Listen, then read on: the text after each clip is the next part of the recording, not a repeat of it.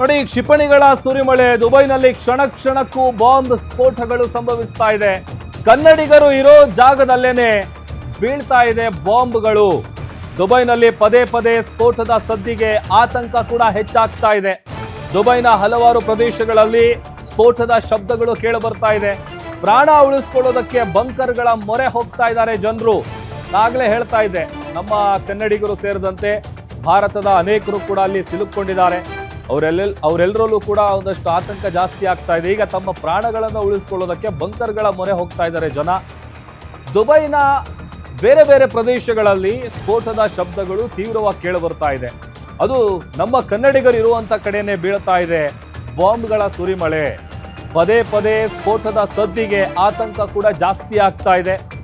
ಈಗ ಬೇರೆ ದಾರಿ ಇಲ್ಲ. ಪ್ರಾಣ ಉಳಿಸ್ಕೊಳ್ಬೇಕು ಅಂತಂದ್ರೆ ಬಂಕರ್ಗಳಿಗೆ ಹೋಗ್ಬೇಕು.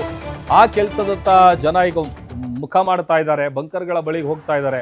ನೋಡಿ, ದೃಶ್ಯದಲ್ಲಿ ನಾವು ಗಮನಿಸ್ತಾ ಇದೀವಲ್ಲ, ಅನೇಕರು ನಮ್ಮ ಕರ್ನಾಟಕದಿಂದ ಹೋಗಿರುವಂಥವ್ರು, ಭಾರತ ದೇಶದಿಂದ ಹೋಗಿರುವಂಥವ್ರು ಎಲ್ಲರೂ ಕೂಡ ಈಗ ಅಲ್ಲಿ ಸಿಲುಕಿ ಪರದಾಡುವಂತಹ ಪರಿಸ್ಥಿತಿ ಕೂಡ ಉಂಟಾಗಿದೆ. ಜೊತೆಗೆ ಹೇಗಾದರೂ ಮಾಡಿ ನಮ್ಮನ್ನು ಸುರಕ್ಷಿತ ಈಗ ಫ್ಲೈಟ್ಗಳು ಕೂಡ ಕ್ಯಾನ್ಸಲ್ ಆಗಿದೆ. ಭಾಳಷ್ಟು ಜನ ಇನ್ನೇನು ಬೆಂಗಳೂರಿಗೆ ವಾಪಸ್ ಬರಬೇಕಿತ್ತು ಅಥವಾ ಕರ್ನಾಟಕಕ್ಕೆ ವಾಪಸ್ ಬರಬೇಕಿತ್ತು ಅಥವಾ ಇಂಡಿಯಾಗೆ ರಿಟರ್ನ್ ಬರಬೇಕಿತ್ತು ಅನ್ನುವಂಥ ಹೊತ್ತಲ್ಲೇ ವಿಮಾನಗಳು ಕೂಡ ಸ್ಟಾಪ್ ಆಗಿರೋದ್ರಿಂದ ಯಾವುದೇ ರೀತಿಯಾದಂಥ ಪೂರ್ವ ಮಾಹಿತಿ ಇರಲಿಲ್ಲ. ಯುದ್ಧ ಆರಂಭ ಆದಂಥ ಹಿನ್ನೆಲೆಯಲ್ಲಿ ಅನೇಕ ಜನರು ಏರ್ಪೋರ್ಟ್ಗಳಲ್ಲಿ ಪರದಾಡ್ತಾ ಇದ್ದಾರೆ. ಯಾಕಂತಂದರೆ ಈಗ ನಾವು ಬೇರೆ ಹೊರಗಡೆ ಇದ್ದಂಥ ಸಂದರ್ಭದಲ್ಲಿ ಅಲ್ಲಿ ಏನೇನು ಫೆಸಿಲಿಟಿಗಳು ಸಿಗಲ್ಲ ಅದು ಕೂಡ ನಾವು ಗಮನಿಸಬೇಕಾಗತ್ತೆ.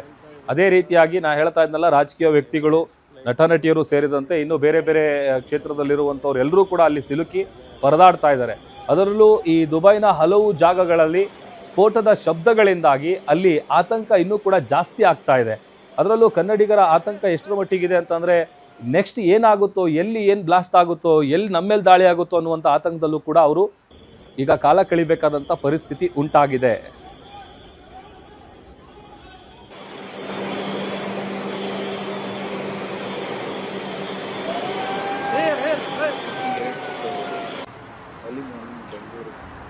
ನಮಸ್ಕಾರ.